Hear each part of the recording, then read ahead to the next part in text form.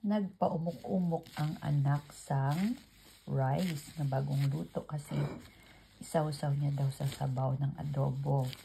Kasi before, kinuwento ko sa kanya ang aking lola, si Lola Using Simporosa, na kapag mainit na kanin, ayan, naumok-umukan niya kamisang kanon, kag isaw-saw sa asin.